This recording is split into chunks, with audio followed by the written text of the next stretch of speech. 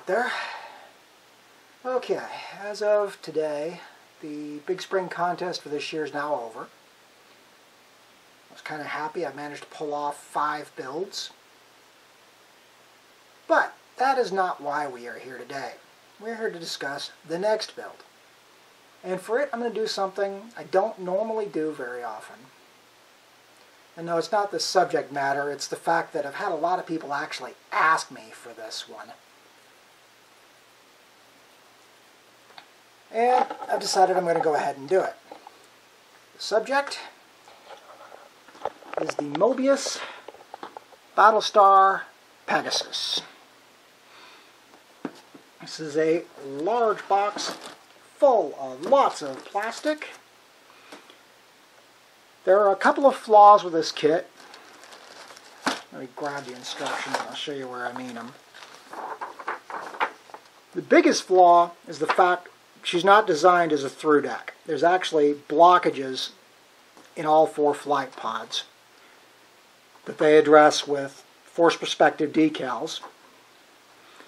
The second problem lies on the actual struts for the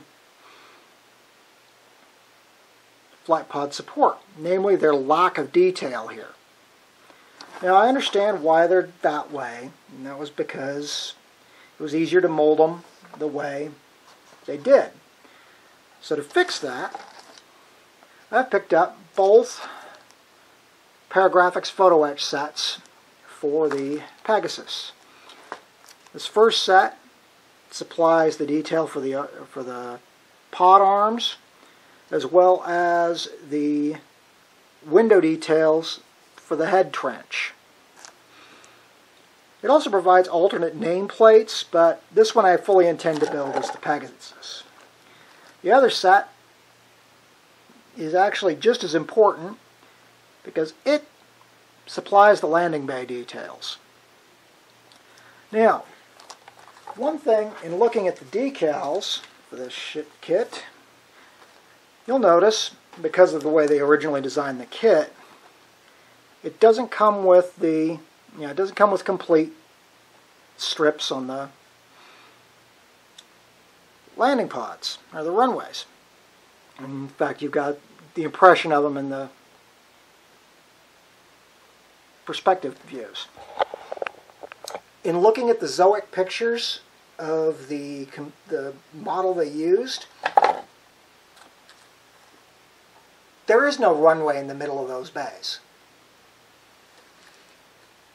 It is in fact open. Well, not open, but clear of markings.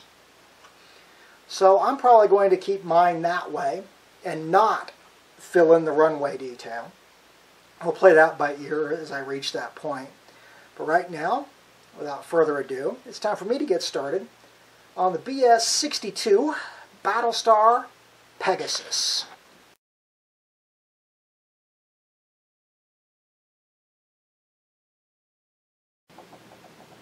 Alright, while I admit I have not started work on the flight bays yet, let's face it, I know those are going to be the intensive part of this build, I have gotten quite a bit done.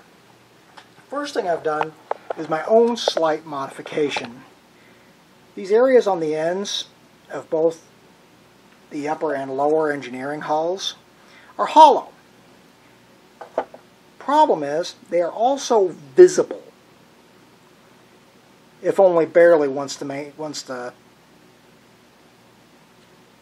FTL's in place. So what I've done is I mixed up some Aves epoxy sculpt and just filled it in both ends and then smoothed it out with a wet X-Acto blade. Let's see if I can remember to actually talk tonight. Alright. A lot of construction's gotten done. I've laid the photo etch for the windows on the trench in. Still need to touch up some of it as far as edges that seem to be showing, but all in all the effect is much better than the smooth trenches. The head is in place on the main body. I am not going to use the photo etch that would cover this because in looking at the Zoic model, this is actually the detail that's under the emblem. So we're going to stick with what's there.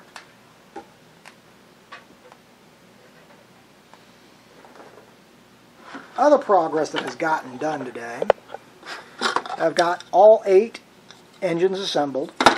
I am not worried about masking these off because I am not lighting this model.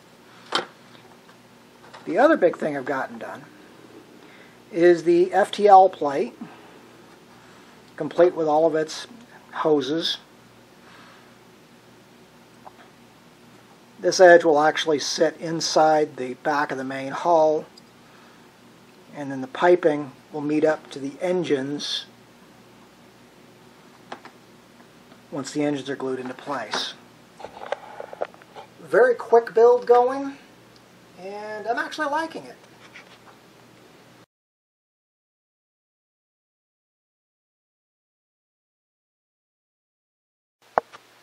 And welcome back. It has been a very productive day here on the bench. What I have in my hands is the entirety of the main body of the Battlestar Pegasus. Guns are all in place now, at least on the nose. Engines are in place, as is the back fitting. Now, one thing I did differently than they show in the instructions is these pieces and the engines. The instructions want you to glue these to the engines and then glue the assembly to the model. There aren't any kind of alignment markings or anything to show you where to attach these to the engines. So what I did instead is I attached the engines to the body and then attached these, they call them ducts in the instructions, attached these to the body as well. Net effect, though, is the same. You still get very complete assembly. A couple of these don't want to stay put at the moment. But in the end, you want to just make sure that these ducts line up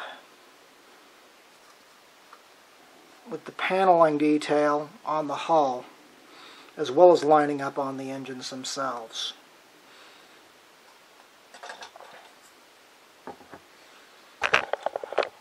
Okay, at this point the easy part's done. Looks like tomorrow I get to start on the flight pods.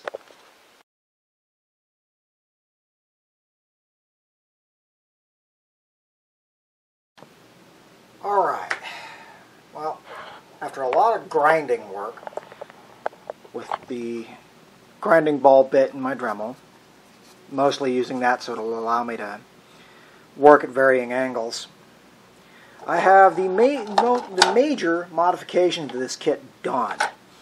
I have gone in and removed all the locator pins and bulkheads from the insides of both the upper and lower flight pods.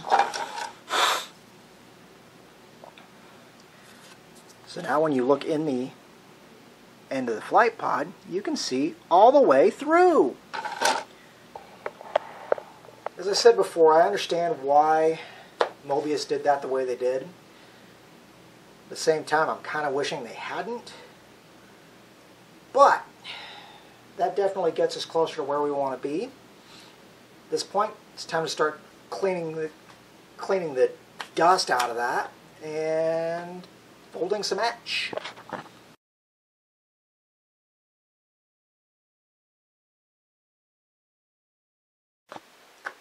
Okay, another really quick update. What I've got going here, and move it so we can see all 4 pieces, is I have got squadron putty on the holes and injector pin marks on what will now be the visible surface of the flight decks. I've also gone ahead and installed the front and rear guns on both pieces so that I could fill the holes where those would be visible on the flight deck as well. Now I just need to let this sit and cure, and I'll come back and sand her down smooth.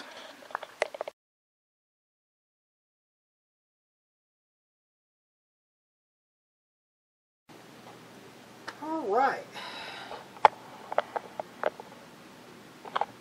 With some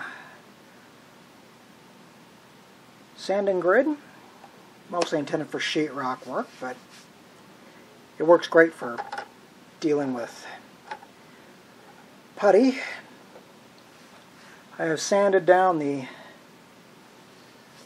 squadron, and at this point the flight decks are basically ready for primer.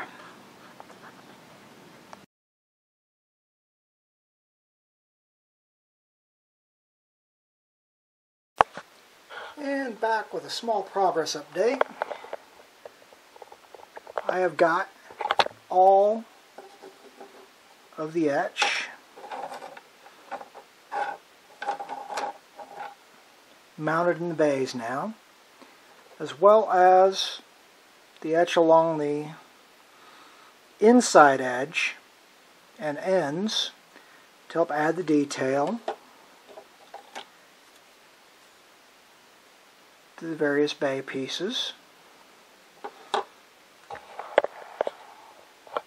With the etch in place, especially in the bays, I can go ahead and primer the interior of the bays and the flight decks, so I can start, actually putting these things together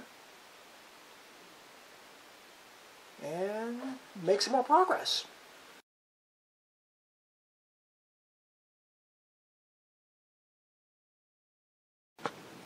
Okay, we have on the decks and on the insides of the flight pods, we have primer, as well as a coat of sealer.